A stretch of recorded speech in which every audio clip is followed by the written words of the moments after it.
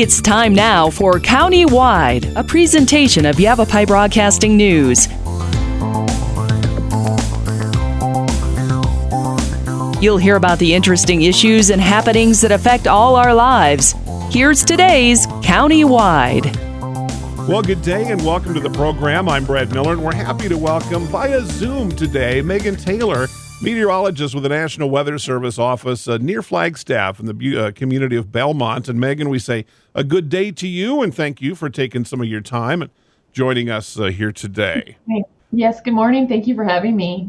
I wanted to, I saw a story here I think last week or so, and that's why I reached out about the coming monsoon. It's boiling up now and will be with us, as we check the calendar, kind of typically around 4th of July.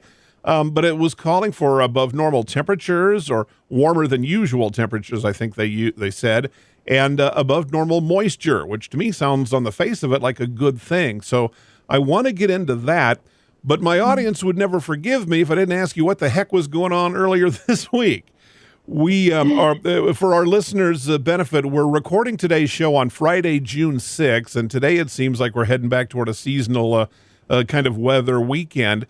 But on Monday, Tuesday, Wednesday of this week, really, it seems like across a good chunk of the state, certainly in the Verde Valley, Prescott areas, we had some real rain. We had some temperatures much cooler than we might expect this time of year. Is that kind of a taste of monsoon to come, or was that something completely different? Yeah, good question. We definitely had a surge of moisture work its way up here pretty early. Whether or not it was monsoon moisture, it was kind of a hybrid of some early season moisture being pushed up here, aided by one of the first tropical cyclones of the season. Okay.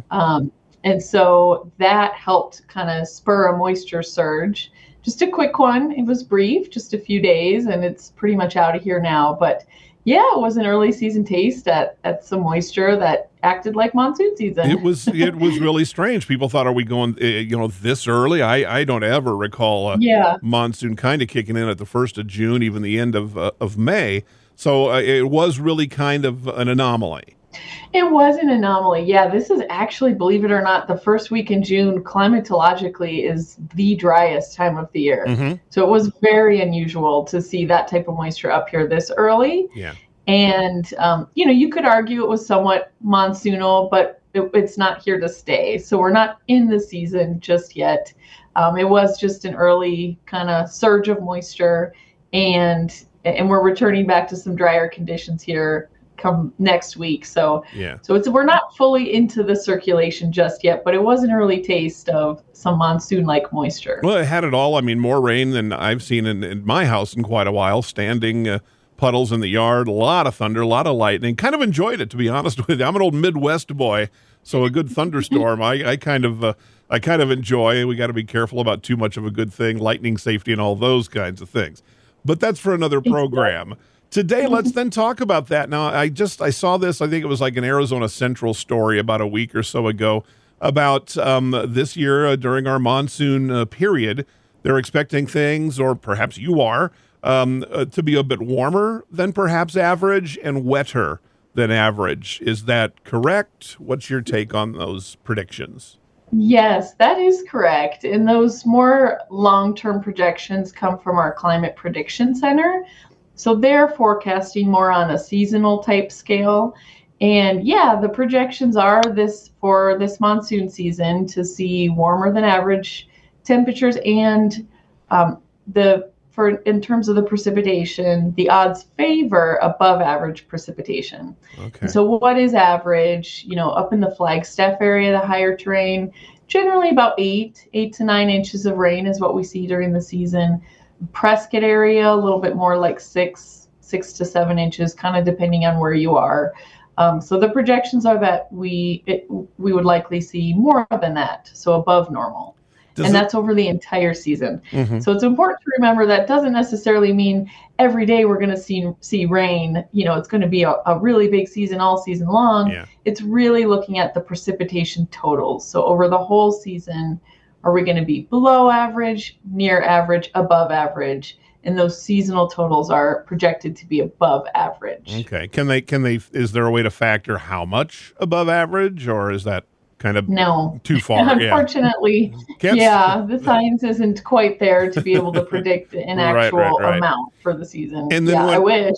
When we talk about, they're also kind of calling for temperatures to be a bit above average. Does one feed the other? Does the warmer temperatures, is that the kind of causality for the above average rainfall? It's more a correlation with springtime temperatures. So if we see a really warm or hot spring, that can lend itself to a robust monsoon circulation.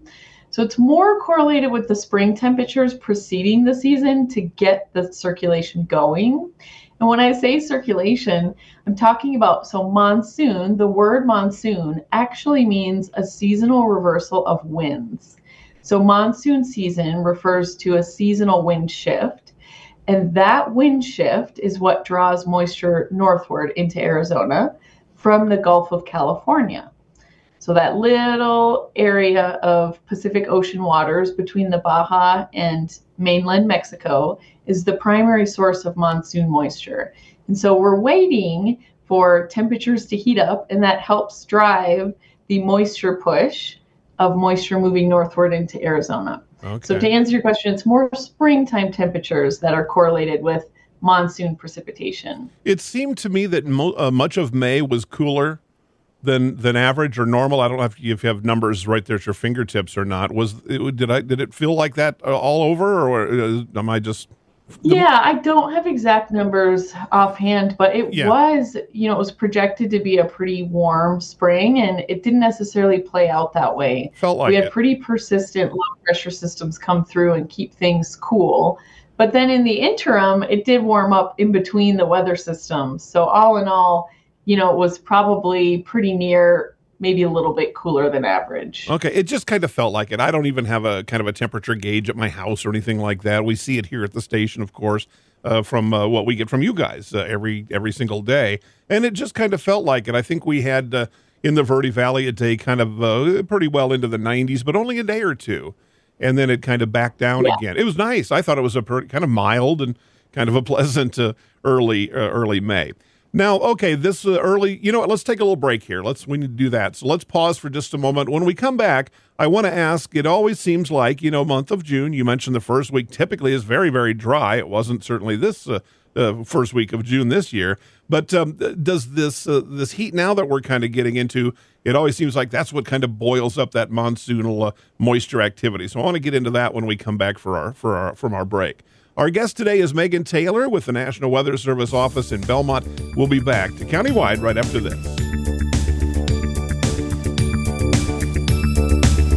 Life changes, then it changes again. Predicting the unexpected in life is impossible. That's why it's called unexpected. So when it comes to financial goals, our philosophy is don't predict, prepare. Hi, I'm Edward Jones financial advisor Matthias Sandoval. A job loss, change in health, or a loss of a loved one can have a big impact on your family's financial security. Let's work together to help make sure you're equipped for life's unexpected events. Call our office to schedule a face-to-face appointment. Edward Jones, making sense of investing. Member SIPC. Verde Solaire, your hometown heating, air conditioning, and plumbing company in the Verde Valley. And your trusted North Central Arizona Goodman dealer.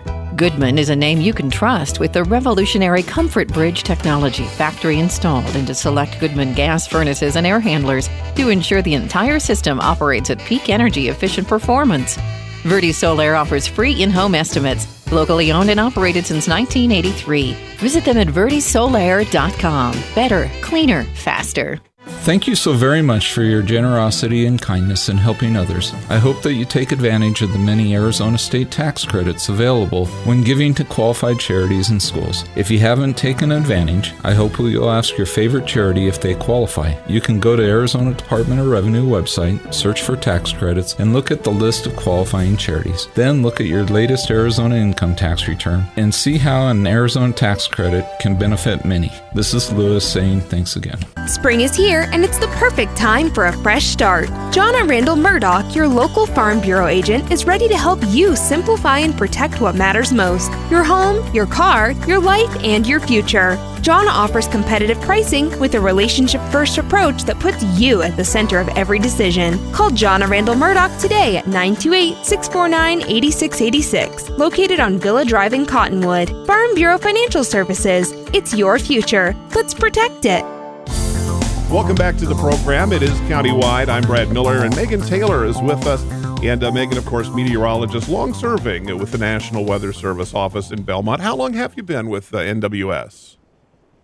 I have been with the Weather Service since 2007 and up here in Flagstaff since 2010. Okay. Well, you know what's going on up there, in this area. Can I ask? I don't mean to pry, but were you with National Weather Service prior to 2007 in a different area? That sounds like. You know what? I am originally from the Twin Cities area in Minnesota, and so I started with the Weather Service right out of college. But yes, I did work in a different office in the Twin Cities, and then I did a little stint in Grand Junction, Colorado, before coming out here to Arizona. Now, you've got three really kind of distinct geographical areas, Minnesota, Colorado, and northern Arizona. I'm assuming the weather, what you were talking about doing, predicting, foreseeing, forecasting, all very, very different given that, right? Yeah, extremely different. I mean, a much larger difference between the Southwest and Minnesota, some similarities between Western Colorado and Arizona, the Colorado Plateau region being kind of similar, but yeah, very different challenges, very different environments that you're forecasting. Absolutely. Right. You betcha. All right. Which one's your favorite?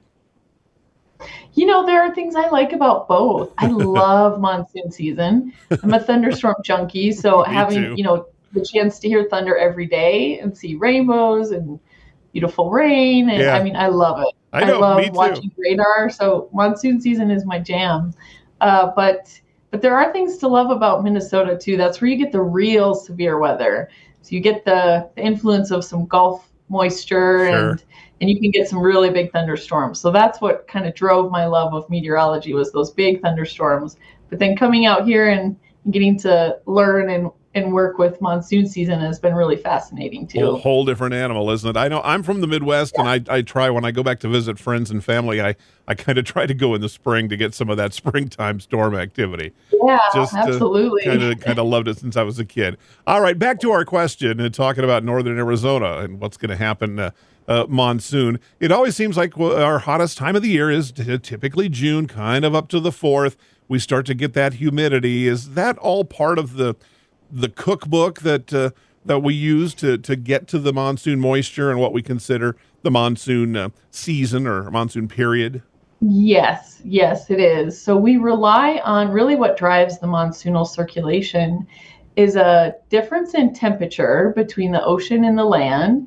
And we're talking down on the Baja and the Gulf of California. So that differential heating between the land and the ocean, the land heats up much quicker than ocean water does.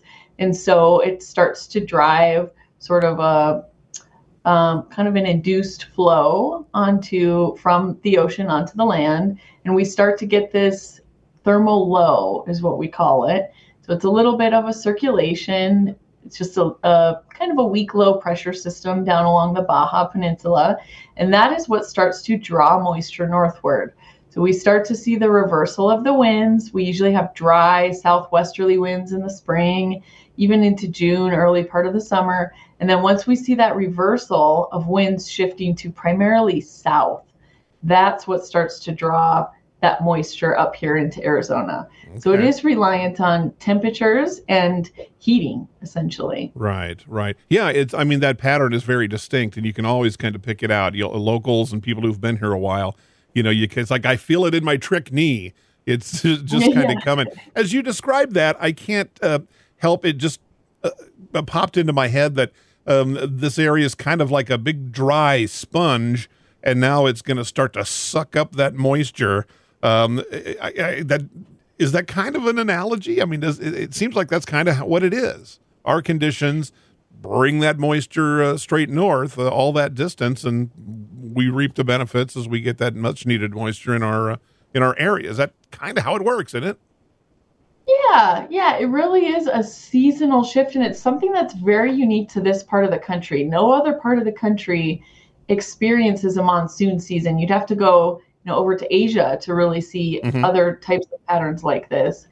And so it is really unique to this part of the country, having that seasonal shift. Other parts of the country, we have spring, summer, fall, and winter.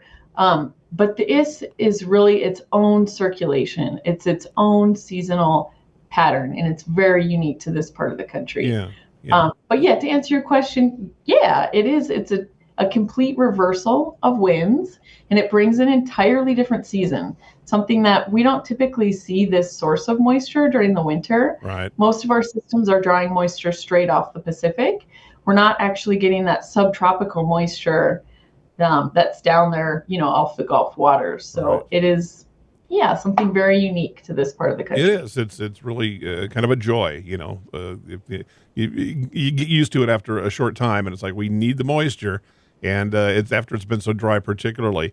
Tell me again. I've had people try to explain this to my thick skull.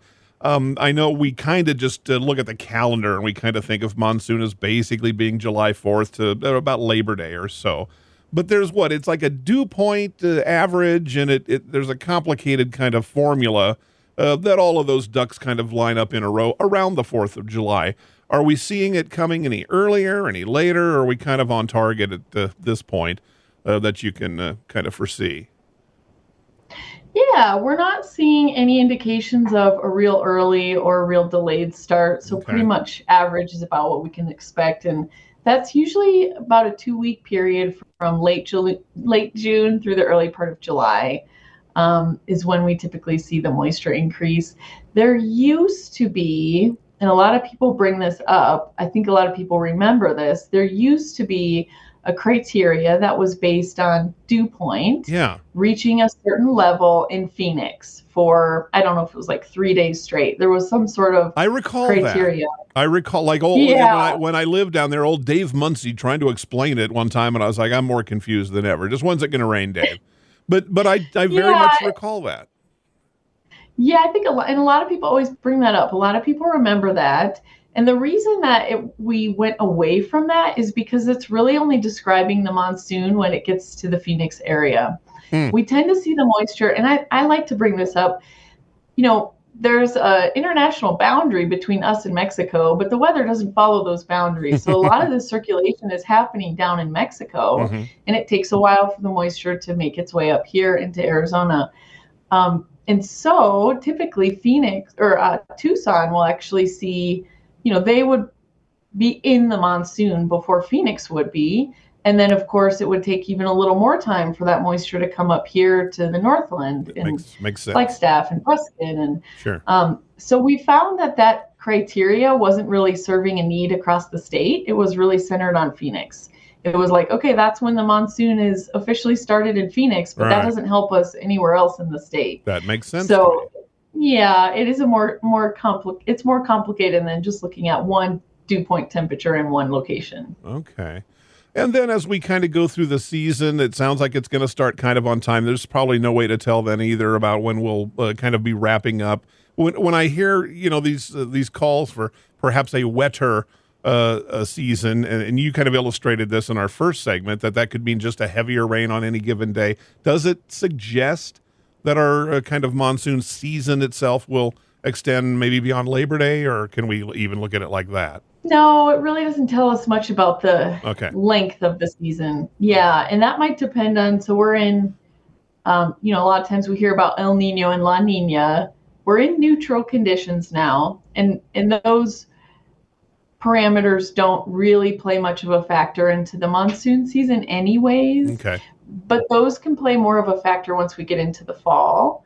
And things are looking pretty neutral. It looks like neutral conditions are favored through the fall. So there really isn't any good signal for like an extended season at this time. And you just kind of almost answered my final question, and that was with the predictions, if they do play out accurately to the predictions with higher than normal temperatures and above normal, perhaps precipitation for monsoon, does that extend to the fall and winter? I'm just wondering if there's, at this distant point, can we predict a wetter than usual winter, say? No, and in fact, people often want to try to correlate monsoon season and winter season precipitation, and they're just not very well correlated. They're very different mechanisms. So wintertime precipitation is relying on the jet stream, moving southward and bringing the storm track across Arizona. Whereas the monsoon season, and we've talked about, is more reliant on that heating and the circulation of bringing moisture up from the subtropics. So they're very different mechanisms for generating precipitation. And so they're not typically very well correlated. So if we have a wet monsoon season, that really doesn't lend any credibility towards saying we're going to have a wet winter. Gotcha. The wintertime outlook would be more reliant on like those El Nino conditions. Yeah. And so, and that right now is looking like neutral. But the further we get out, the ability to predict that with any confidence is pretty low. Okay. And then kind of lastly, I wanted to ask, Megan, there's Monsoon Awareness Week. That's coming up, or am I past that already? Just kind of, we want people to be aware of what's going to happen on the big significant weather changes. Is that what that's about? Yes, exactly. Monsoon Awareness Week is coming up from June 8th to June 14th. Oh, perfect time. And it's statewide. So the whole state of Arizona proclaims Monsoon Awareness Week. And the goal is to educate the public. So we want to bring awareness to the weather hazards that occur during monsoon season, make sure folks are prepared and know how to plan ahead for monsoon season weather hazards. Make sure you're checking in with the forecast. You know what to expect. You know what can happen with monsoon season thunderstorms. Just for example, some of the things we'll cover are heat, something we might forget about when we're talking about monsoon season, but Right. Brad and I talked about that a bit. Mm-hmm. So heat we'll talk about, lightning, flash flooding, dust storms, downburst winds. So we'll cover a large variety of topics. We'll be posting a lot of safety information throughout the week. So we encourage you to follow us on our social media channels and help us spread the word about monsoon season safety this year. Outstanding. And what are those? Probably on everything. Tell me just a real quick couple.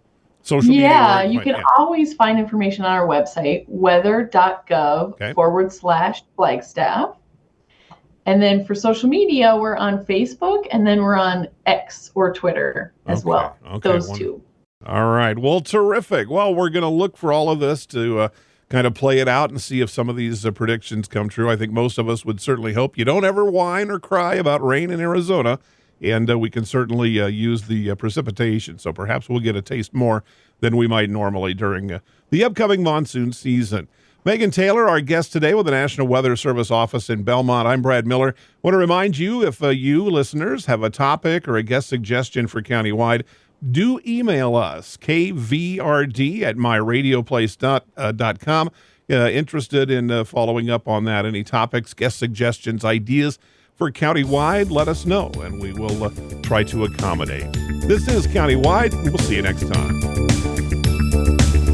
Life changes, then it changes again. Predicting the unexpected in life is impossible. That's why it's called unexpected. So when it comes to financial goals, our philosophy is don't predict, prepare. Hi, I'm Edward Jones financial advisor Matthias Sandoval. A job loss, change in health, or a loss of a loved one can have a big impact on your family's financial security. Let's work together to help make sure you're equipped for life's unexpected events. Call our office to schedule a face-to-face appointment. Edward Jones, making sense of investing. Member SIPC. Verde Solaire, your hometown heating, air conditioning, and plumbing company in the Verde Valley, and your trusted North Central Arizona Goodman dealer. Goodman is a name you can trust with the revolutionary Comfort Bridge technology factory installed into select Goodman gas furnaces and air handlers to ensure the entire system operates at peak energy efficient performance.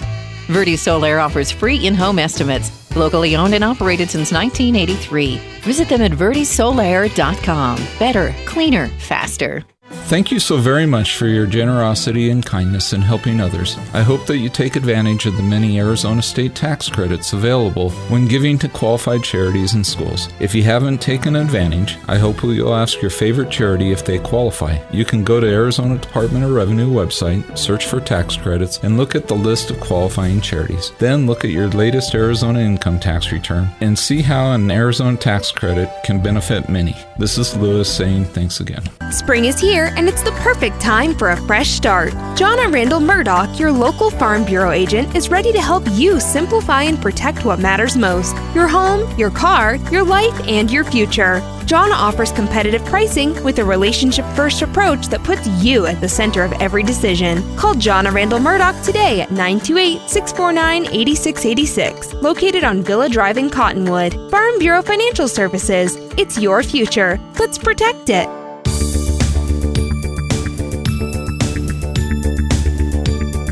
This has been Countywide. Listen in each Tuesday and Thursday at this time.